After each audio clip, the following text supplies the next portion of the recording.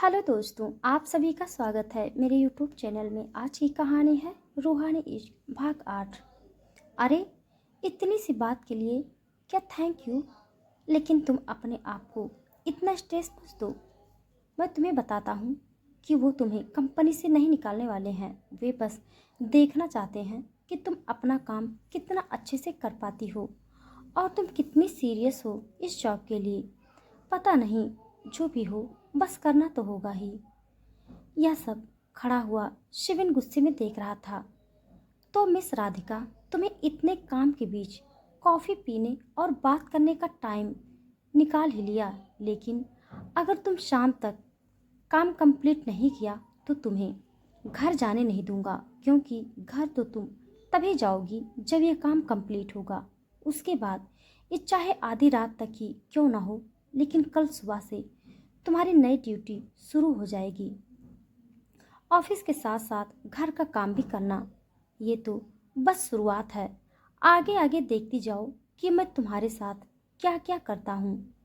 धीरे धीरे सभी एम्प्लॉय और कंपनी में काम करने वाले सभी लोग जा चुके थे, लेकिन राधिका अभी भी काम करने में बिजी थी। ऋषभ अपना बैग उठाते हुए राधिका से बोला, राधिका, अब तुम्हें भी घर जाना चाहिए। देखो, सब लोग कंपनी से जा चुके हैं। बाकी का काम तुम सुबह आकर कर लेना या घर जाकर कर लेना। नहीं ऋषभ, मैं अभी घर नहीं जा सकती हूँ और ना ही मैं घर जाकर ही काम कर सकती हूँ। और तुमने तो देखा ही था कि मैनेजर बाद में मुझे क्या कहकर गए थे कि मुझे यह काम आज ही कंप्लीट करना होगा, फिर चाहे मुझे कितना ही टाइम क्यों ना हो। और वैसे भी अब तो थोड़ा ही काम बाकी है, तो तुम घर जाओ, मैं काम खत्म करने के बाद चली जाऊंगी। लेकिन राधिका, तब तक तुम्हें काफ़ी लेट हो जाएगा और रात को अकेले घर जाना तुम्हारे लिए बिल्कुल भी सेफ नहीं है। तो तुम मेरे साथ चलो अभी। कोई बात नहीं, मैं चली जाऊंगी, तुम आराम से घर जाओ, मेरी चिंता मत करो। ठीक है, फिर मैं चलता हूँ। तुम आराम से घर जाना, और अगर कोई प्रॉब्लम हो या हेल्प चाहिए होगी तो मुझे कॉल कर देना। Okay okay, thank you so much. Radhika वापस अपने काम पर लग जाती है। इसी तरह काम करते करते उसे काफ़ी लेट हो चुका था। वो अपनी कलाई पर बंधी घड़ी में टाइम देखते हुए बोली, 9 बज चुके हैं, लेकिन चलो होने ही वाला है काम। लेकिन मैं इतनी लेट अकेले घर कैसे जाऊंगी? पर मेरा तो घर है ही नहीं। जहाँ पहले रहती थी वहाँ भी एक नौकर की तरह थी, और अब जहाँ रह रही हूँ वहाँ भी एक गुलाम की तरह। हाँ, और मेरे साथ कोई क्या करेगा तो मुझे डर किस बात का? और जब मैं अपनी ज़िंदगी के इस सफ़र में अकेली हूँ तो मुझे ऑफिस से भी तो अकेले ही जाना होगा। शिविन भी अभी तक घर नहीं गया था। वो ऑफिस में अपने केबिन में बैठा हुआ कैमरे में राधिका को ही देख रहा था। कुछ देर बाद राधिका का काम खत्म होता है और वो अपने हाथों को ऊपर करके अंगड़ाई लेते हुए बोली, ओह, खैर ये काम खत्म हो ही गया, लेकिन मैं बहुत थक चुकी हूँ। अभी बस मेरा सोने का मन है। लेकिन मुझे खुशी भी हो रही है कि मैंने आज इतना सारा काम कंप्लीट कर लिया है, यानी कि जो मुझे टास्क दिया गया मैंने उसे कंप्लीट किया, न कि उसे कल के भरोसे छोड़ा। इतनी अच्छी बात है। अब मुझे जल्दी घर चलना चाहिए। राधिका सभी सामान को अच्छे से सेट कर देती है और कंप्यूटर को बंद करके ऑफिस से बाहर निकल जाती है। राधिका जैसे ही ऑफिस से बाहर आती है तो शिविन को कार के पास खड़ा देखकर हैरान होते हुए अपने आप से बोली, ये खड़ूस यहाँ क्या कर रहा है? और इसे कैसे पता कि मैं अभी तक घर नहीं गई थी? और ये मुझे लेने के लिए क्यों आया है? जैसा ये मेरे साथ बिहेव करता है, उसे देखकर लगता तो नहीं है कि इसे थोड़ी सी भी मेरी फिक्र होगी। तो फिर क्या ये सब नाटक है? राधिका उसे इग्नोर करते हुए वहां से जाने लगती है। ये देख शिविन उसे आवाज लगाते हुए बोला, कहाँ जा रही हो? क्या तुम्हें मैं दिखाई नहीं दे रहा, या फिर जानबूझकर इग्नोर कर रही हो? शिविन की आवाज सुनकर राधिका पीछे मुड़कर बोली, मुझे तुम दिखाई भी दो, लेकिन तुम्हें देखकर मैं करूं क्या? और क्या तुम सोचते हो कि मैं बस यहाँ खड़े होकर तुम्हें देखते ही रहूं? वैसे भी मैं आज काफ़ी लेट हो चुकी हूँ, तो अब मैं वापस तुम्हारे घर में गुलाम बनने के लिए जा रही हूँ, तो क्या तुम अकेले घर जा सकती हो, वो भी इतनी रात को? कहीं फिर ऐसा ना हो कि मुझे तुम्हें बचाने के लिए फिर से आना पड़े। तो इसीलिए चुपचाप आकर कार में बैठ जाओ, वो भी बिना किसी सवाल के। राधिका शिविन को अपनी कंपनी के बाहर खड़ा देख राधिका उसे इग्नोर करके वहां से जाने लगती है। ये देख शिविन उसे पीछे से आवाज लगाते हुए बोला। शिविन की बात सुनकर राधिका पीछे मुड़कर मुंह बनाते हुए बोली, मैंने आपको देख लिया, लेकिन क्या अब आप चाहते हैं कि मैं बस यहाँ खड़े होकर आपको ही देखती रहूं? और वैसे भी मैं आज पहले ही लेट हो चुकी हूँ, तो अब आपसे बहस करके और मैं लेट नहीं होना चाहूंगी। मुझे आपके घर गुलाम बनने भी तो जाना है ना। चलो, तुम्हें पता तो है कि तुम हो कौन, लेकिन क्या तुम इतनी रात को अकेले घर जा सकती हो? कहीं फिर ऐसा ना हो कि दोबारा मुझे फिर से तुम्हारी हेल्प करने के लिए आना पड़े। इसीलिए चुपचाप आकर कार में बैठ जाओ, वो भी बिना किसी बेहुदा सवाल जवाब के। जी नहीं, मुझे आपकी ज़रूरत बिल्कुल भी नहीं है, और ना ही आपकी हेल्प की। और जब आपको मेरी हेल्प करने में इतनी ही प्रॉब्लम होती है तो करते ही क्यों हो? मैं खुद घर जा सकती हूँ। देखो, मेरा बहस करने का बिल्कुल भी मूड नहीं है, तो या तो तुम चुपचाप कार में आकर बैठ जाओ, वरना मैं खुद तुम्हें उठाकर कार में बैठा सकता हूँ। अब मर्जी तुम्हारी है कि तुम खुद आकर बैठना चाहती हो या फिर मैं तुम्हें बैठाऊं। शिविन की इस तरह बात पर राधिका चिढ़ते हुए बोली, आखिर आपकी प्रॉब्लम क्या है? आप चाहते क्या हो? पता नहीं आप कौन सी दुश्मनी मुझसे निकाल रहे हैं, जबकि ना ही हम कभी पहले एक दूसरे से मिले थे या एक दूसरे को जानते थे, लेकिन फिर भी आप ऐसा करते हैं क्यों? प्रॉब्लम तो खुद तुम ही हो। अब मैं 3 तक काउंट करूंगा, या तो तुम खुद चलकर यहाँ पर आ जाओ, वरना मेरे पास दूसरा रास्ता भी है। हे भगवान, ये सब क्या है? आखिर आप मुझसे चाहते क्या हो जो मेरे साथ ये सब कर रहे हो? राधिका, अब तू कर भी क्या सकती है? इससे पहले कि ये मुझे उठाकर कार में बिठाएं, इससे अच्छा होगा तो मैं खुद ही जाकर बैठ जाती हूँ। टू, अरे आ तो रही हूँ, अब थोड़ा सब्र रखो। ये कहकर राधिका कार के पास चली जाती है। शिविन ड्राइविंग सीट पर बैठते हुए बोला, और याद रखना कि मैं तुम्हारा ड्राइवर नहीं हूँ, तो पीछे की सीट पर नहीं बैठना है, बल्कि आगे की सीट पर आकर बैठना है। अंडरस्टैंड? राधिका शिविन की साइड वाली सीट पर बैठते हुए हंसते हुए बोली, तो अच्छा, तुम्हें मेरा ड्राइवर बनने में बहुत शर्म लगती है, इसीलिए तुम मुझे बार बार कहते रहते हो पीछे नहीं बैठो, पीछे नहीं बैठो, है ना? अपना मुंह बंद रखो और चुपचाप बैठी रहो, वरना ये हंसी तुम्हारी अभी की अभी गायब हो जाएगी। हाँ, तुम जैसा इंसान और क्या भी कर सकता है? दूसरों की खुशियां ही छीन सकता है, उन्हें खुशियां तो दे नहीं सकता। हाँ, जैसे कि तुम। मिस्टर शिविन, मुझ में और आप में धरती आसमान का फर्क है। मैं आप जैसी हार्टलेस इंसान नहीं हूँ, मेरे अंदर फीलिंग्स है। तो अपने आप को मुझसे कंपेयर मत कीजिएगा और चुपचाप गाड़ी चलाइए। तो तुम भी अपना मुंह बंद रखो और ये बकवास बातें करना बंद करो। कुछ देर ड्राइव करने के बाद शिविन की कार रघुवंशी मेंशन के सामने आकर रुकती है। राधिका और शिविन दोनों ही कार से उतरकर सीधा अपने रूम में चले जाते हैं।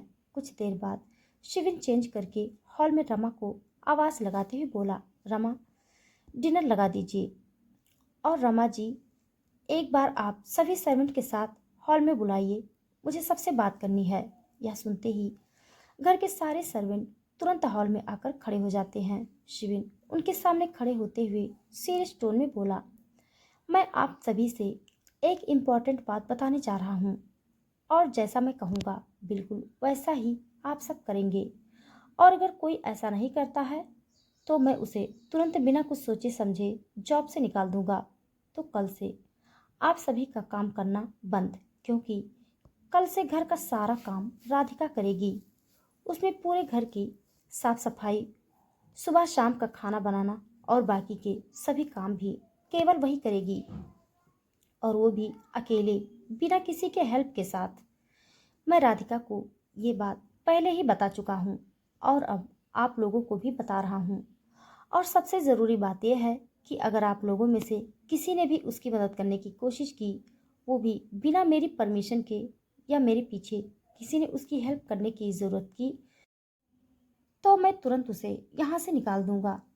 फिर वो आप में से कोई भी क्यों ना हो, चाहे कितना ही पुराना सर्वेंट ना हो। तो अगर आप लोगों को अपनी जॉब प्यारी है तो राधिका की किसी भी काम में कोई भी किसी भी प्रकार की हेल्प नहीं करनी है। और रमा जी, आपका काम यह है कि यहाँ जितने भी सर्वेंट खड़े हैं उनमें से आपको कुछ ऐसे सर्वेंट चुनने हैं जिनका घर में रहना इम्पोर्टेंट है। राधिका के काम करने के बाद भी और बाकी के सभी लोगों के लिए कुछ दिन के लिए छुट्टी है। जब मैं आपको वापस काम पर बुलाऊंगा तब आप लोग आ जाना और सैलरी आपको मिलती रहेगी। उम्मीद करता हूँ कि आप सभी लोग अच्छे से समझ गए होंगे और मुझे दोबारा समझाने की ज़रूरत नहीं पड़ेगी। शिविन की बात सुनकर सभी सर्वेंट एक साथ बोले, जी सर, हम सब अच्छे से समझ गए। हम आपको कोई भी शिकायत का मौका नहीं देंगे। राधिका ये सब खड़े हुए ऊपर से देख रही थी। पता नहीं ये सब क्यों कर रहा है, लेकिन मैं ऐसा कुछ नहीं करने वाली हूँ क्योंकि मेरे पास ऐसी कोई खास वजह नहीं है जिसे मैं ये काम करूँ ही। तो मिस्टर शिविन, अगर आपको लगता है कि मैं आपकी बात मानने वाली हूँ तो ये आपकी गलतफहमी है। शिविन डाइनिंग टेबल पर बैठा हुआ खुद से बोलता है, मैं जानता हूँ राधिका कि तुम्हारे दिमाग में ये ज़रूर आएगा कि तुम ये काम नहीं करोगी क्योंकि तुम्हारे पास कोई रीज़न ही नहीं है मेरी बात मानने का। लेकिन मैं आज रात ही तुम्हें एक ऐसा रीज़न दूंगा जिससे तुम चुपचाप वही करोगी जो मैं कहूँगा। और एक शातिर स्माइल देता है। राधिका भी चेंज करके नीचे डिनर के लिए आ जाती हैं। जैसे ही राधिका डाइनिंग टेबल पर बैठती है, शिविन उसे देखते हुए बोला, तो राधिका, कल से तुम्हारा काम शुरू होता है, इसीलिए तुम्हें ऑफिस जाने से पहले घर का सारा काम खत्म करना होगा। उसके बाद ही तुम ऑफिस जा सकती हो और ऑफिस से आने के बाद भी घर का सारा काम तुम्हें ही करना होगा, वो भी बिना किसी के हेल्प के। आपको क्या लगता है कि मैं आपकी बात को मानूंगी? और मुझे घर में आप रखना चाहते हैं, न कि मैं रहना चाहती हूँ। तो इसीलिए मैं ऐसा कुछ भी नहीं करने वाली हूँ। जैसा आप चाहते हैं, अब आपकी मर्जी है कि आप मुझे यहाँ रखना चाहते हैं या नहीं। हाँ, बात तो आप सही कह रही हैं क्योंकि अभी तक आपके पास कोई वजह तो नहीं है। लेकिन कैसा रहेगा अगर मैं आपको वजह दूँ मेरी बात मानने की? देखिए, आप जो कुछ भी बात कहना चाहते हैं कीजिए, चाहे कितनी भी वजह दीजिए, लेकिन मैं फिर भी वही करूँगी जो मैं चाहती हूँ। ठीक है, जैसे आपकी मर्जी। अभी तक आप उस वजह को नहीं जानती हैं, लेकिन ऐसी बातें कर रही हैं, जब आप जान जाएंगी फिर तुम कुछ बोलोगे भी नहीं।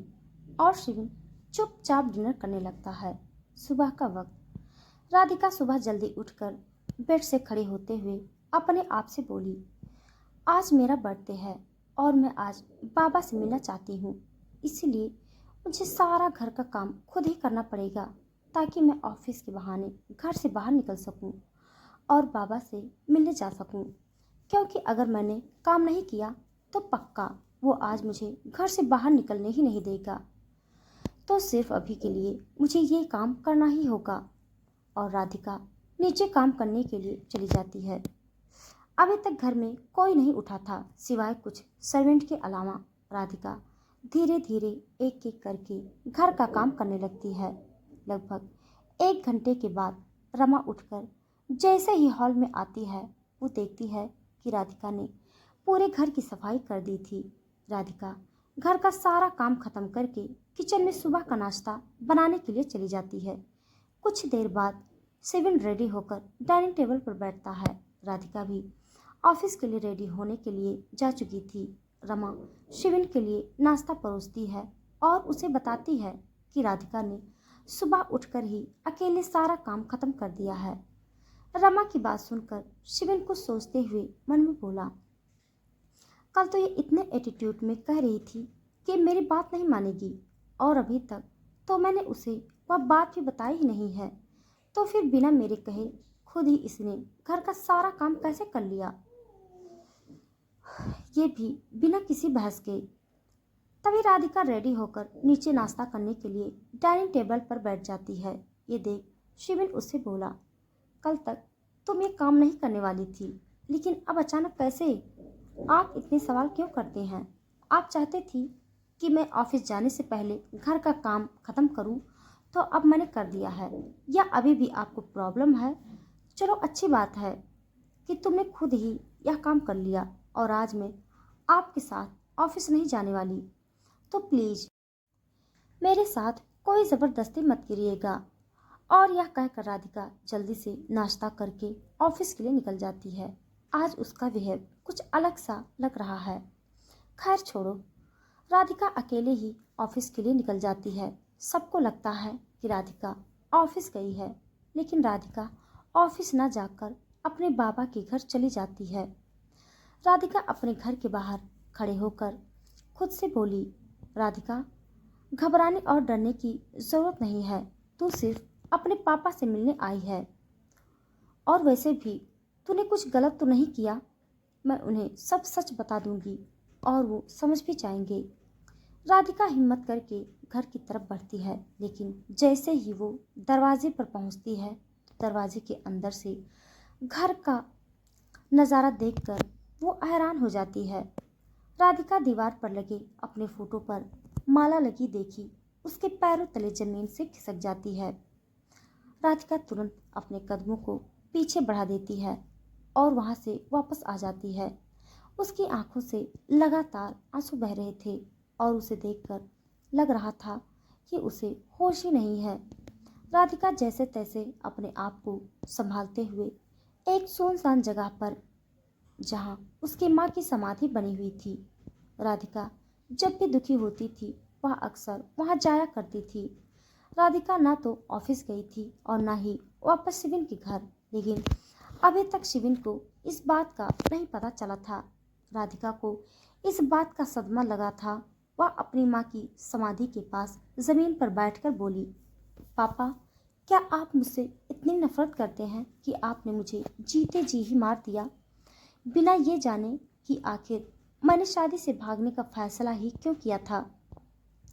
आपके अलावा मेरा इस दुनिया में है ही कौन जो मुझे सच्चे दिल से प्यार करे? लेकिन अब आपके दिल में भी नफरत भर चुकी है। माँ, क्या इतनी बुरी हूँ मैं? राधिका की आवाज़ में उसका दर्द अलग दिखाई दे रहा था, लेकिन इस बात से वो इतनी टूट चुकी थी कि वो रो भी नहीं पा रही थी, और शायद वो इस वक्त अपने आप को दुनिया का सबसे अकेला इंसान महसूस कर रही थी। माँ, माँ, मैंने क्या गलती की थी जो पापा ने उसकी मुझे इतनी बड़ी सज़ा दी? उन्होंने मुझे जीते जी मार दिया। एक बार भी जानने की कोशिश नहीं की कि आखिर मैंने शादी से भागने का फैसला क्यों किया। उन्होंने तो मुझ पर तब भी विश्वास नहीं किया था जब उन्होंने मुझे उस दिन विशाल के साथ देखा था। मैंने तब भी उन्हें समझाने की कोशिश की, लेकिन उन्होंने मेरी नहीं सुनी। लेकिन उसके बाद भी मुझे उनसे कोई शिकायत नहीं थी, क्योंकि कोई भी पिता अपनी बेटी को किसी लड़के के साथ इस तरह से देखेगा तो वह वही समझेगा। इसीलिए मैंने शादी के लिए भी हाँ कह चुकी थी।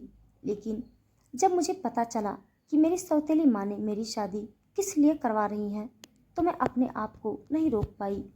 वो मुझे शादी के नाम पर बेचना चाहती थी, वो भी उन लड़कों वालों के साथ मिलकर। तो बताइए, मैं ये जानने के बाद भी कैसे शादी कर लेती? मेरे बाबा भी इस बात से अनजान हैं, लेकिन मुझे दुख सिर्फ इस बात का हो रहा है कि उन्होंने बिना सच जाने ही झूठ पर विश्वास करके मुझे जीते जी मार दिया। अब मैं आपके बिना बिल्कुल अकेली पड़ चुकी हूँ। कोई मेरे साथ नहीं है, कोई मेरे साथ नहीं है माँ। राधिका की आंखों से आंसू लगातार बह रहे थे। उसके शब्दों में उसका दर्द अलग नजर आ रहा था, पर उसके पास तो अपना दर्द बांटने के लिए कोई था भी नहीं। राधिका अपनी माँ की समाधि पर अपना सर रखकर वहीं लेट जाती है। शाम का वक्त, शारदा कंपनी। शिविन अपने ऑफिस में बैठा हुआ काम कर रहा था, लेकिन वह अभी इस बात से अनजान था कि राधिका ऑफिस में नहीं है। उसे तो यही लग रहा था कि राधिका ऑफिस में ही है। शिविन मैनेजर को अपने केबिन में बुलाता है और कुछ देर बाद मैनेजर परमिशन लेकर उसके केबिन में जाकर उसके सामने खड़ा हो जाता है। जी सर, आपने मुझे बुलाया? जी, मैंने आपको बुलाया।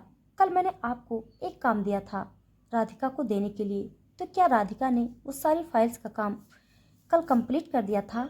जी सर, राधिका ने कल ही देर रात तक काम करके उस सारी फाइल्स का काम फिनिश कर दिया था। यह बात मुझे ऋषभ ने बताई है, क्योंकि आज राधिका नहीं आई है। जब मैं उस फाइल को लेने गया तो ऋषभ ने मुझे बताया कि आज वह नहीं आई है और उसने कल फाइल्स का काम कंप्लीट कर दिया था। अगर आप कहें तो मैं वो फाइल्स आपको लाकर दे दूंगा। शिविन मैनेजर की बात सुनकर थोड़ा हैरान हो जाता है, क्योंकि राधिका घर से उसकी आंखों के सामने से ही ऑफिस के लिए निकली थी। ये क्या कह रहे हो आप? राधिका ऑफिस नहीं आई है? क्या आप श्योर हैं कि वो नहीं आई है? हो सकता है कि वो कहीं गई हो या ब्रेक पर हो। नहीं सर, मुझे ऐसा नहीं लगता, क्योंकि ऋषभ की टेबल राधिका के बिल्कुल पास में ही है, और अगर वह आती तो वह मुझे बता देता। ठीक है, आप जा सकते हैं। मैनेजर के जाने के बाद शिविन चेयर से खड़े होकर अपने आप से बोला, अगर ये राधिका ऑफिस नहीं आई तो फिर गई कहाँ है? सुबह वो ऑफिस के लिए ही निकली थी। अब मुझे समझ में आया कि वह मेरे या ड्राइवर के साथ क्यों नहीं जाना चाहती थी। तो मिस राधिका, तुम मुझे बेवकूफ़ समझ रही हो कि तुम ऑफिस में न जाकर कहीं और गई हो, लेकिन कहाँ? ओह, यानी तुम अपने घर गई हो, उस घर में जहाँ से तुम भागकर आ गई थी, या फिर कहीं और। लेकिन तुम जहाँ भी गई होगी मैं तुम्हें वहाँ से ढूंढ तो लूँगा ही। लेकिन ये तुमने गलत कर दिया। मुझसे झूठ बोलकर, मेरे साथ गेम खेलकर तुमने बहुत बड़ी गलती कर दी है। अब इस गलती की सज़ा मैं तुम्हें अच्छे से दूंगा। शिविन तुरंत अपनी पॉकेट में अपना फ़ोन निकाला और ईशान को कॉल लगाता है। कुछ देर रिंग जाने के बाद ईशान कॉल उठाते हुए उधर से बोला, हाँ शिविन। ईशान, एक बार घर पता करो कि राधिका घर है या नहीं, और मुझे तुरंत इन्फॉर्म करो। ठीक है, मैं अभी पता करके बताता हूँ, लेकिन बात क्या है? पहले तुम मुझे इन्फॉर्म करो। और यह कहकर शिविन कॉल कट कर देता है। तो दोस्तों, आज के लिए बस इतना। इसके आगे का भाग जानने के लिए आप सब मेरे साथ बने रहिए। हमारी कहानी आप सबको कैसी लग रही है कमेंट बॉक्स में ज़रूर बताइएगा। तब तक के लिए धन्यवाद।